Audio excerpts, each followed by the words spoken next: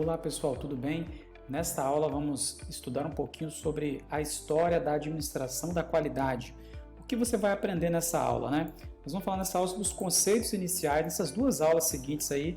Uma eu vou falar sobre os conceitos e a outra sobre o sistema Toyota de produção. Então o que você vai aprender, né? Você vai aprender como que começou essa história de administração da qualidade, tá? O modelo japonês de administração.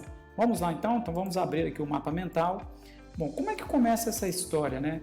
Começa lá em 1890 com Sakichi Toyoda, que é o fundador do grupo Toyota, né? Observou sua mãe manuseando um tear de madeira e imaginou a maneira mais fácil, né, de facilitar o trabalho dela, ou seja, uma visão empreendedora, né? Em 1896 ele criou o primeiro tear mecânico do Japão e continuou a melhorar esse processo. Então a Toyota no início lá, ela era uma empresa basicamente de fabricação dessas máquinas de tear, tá ok? Então foi só em 1924, junto com o seu filho, né, o Sakichi, o seu filho Kishiro Toyoda, que eles criaram o primeiro tear mecânico de alta velocidade do mundo, né, o qual não parava de produzir até que o fio se rompesse, tá ok? Então tem uma longa história até chegar aqui a esse tear mais avançado, né? O primeiro tear, chamado de lançadeira volante, surgiu em 1733 com John Kay. Depois, em 1764, James Hargreaves criou a máquina de produzir fios, até chegar ali em 1785 com James Cartwright, que inventou o tear mecânico. Com a questão da invenção da máquina a vapor, né, por James Watt, em 1924, o que está falando aqui, né, o Kishiro Toyoda apresenta ao mundo o mais moderno tear, né, fazendo trocas automáticas, né? Então um equipamento bem mais moderno para a época, tá bom? Então foi uma longa jornada até aqui, mas dá para perceber que os japoneses aqui já estavam de olho, já eram empreendedores. Nasce então o conceito que a gente vai ver depois, chamado Jidoka, onde o operário podia ele mesmo acertar o tear e colocá-lo para funcionar de volta, tá ok? Então a gente vai entender melhor o que é o Jidoka, mas Jidoka significa autonomação. Basicamente é o contrário da administração taylorista, da administração clássica americana, onde o operário não podia interferir na linha de produção e só o supervisor poderia dar ideias, né? A tarefa de pensar era delegada aos supervisores. Aqui no sistema japonês não. O operário foi delegado ao operário a iniciativa, né, de modificar acertar o equipamento para poder fabricar da melhor forma possível. Em 1929, Kishiro Toyoda viaja para os Estados Unidos para vender seus teares e lá ele tem uma outra visão, né? Ele fica impressionado com os carros americanos, com a qualidade dos carros, etc, né? Como que aquilo ali poderia ser um mercado mais amplo para a Toyota na época. Em 1935, então, Kishiro Toyoda lança seu primeiro automóvel no Japão, né?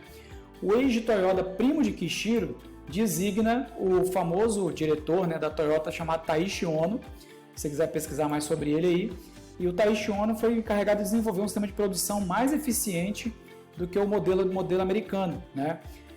E eles deram o desafio aqui de em 3 anos eles concorrerem de ponta a ponta, né, com os carros americanos, tá ok? Então as modificações feitas por Taiichi Ohno foram as seguintes, né, basicamente. Fábrica no modelo parecido com o de supermercado, ou seja, né, você tinha prateleiras em toda a fábrica, onde como se fosse uma gôndola de supermercado, a produção poderia pegar essas peças de reposição e fazer a reposição rapidamente, tá ok? Assim que uma peça era pega, né, na gôndola, uma pessoa vinha já fazer a reposição daquela peça de volta, tá bom? Isso então era um sistema de alimentação contínua, não parava, né?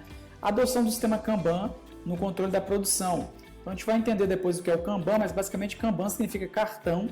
E basicamente todo o produto que era fabricado era acoplado com um Kanban, que lá nele tinha as especificações daquele modelo. Não sei se já dá para falar aqui que a Toyota inventou o sistema de produção de manufatura flexível.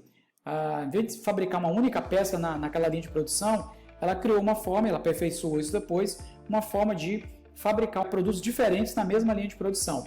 É o que nós vamos chamar de Lean Manufacturing. Depois, na década de 80 e 90, nos Estados Unidos se deu o nome de Lean Manufacturing. Em 1973, então, por fim, durante a crise do petróleo, a Toyota ganhou a atenção mundial pela rápida maneira como superou o problema e a grande grande parte disso se deu ao sistema Toyota de produção, né? Então, em 1973, então, os japoneses já conseguiram, depois venceram lá a Segunda Guerra, né?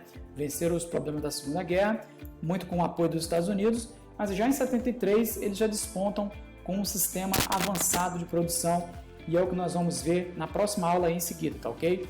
Espero que você tenha compreendido um pouco sobre o início da história, não só da Toyota, mas toda essa cultura japonesa de empreendedorismo. Então, até a próxima aula.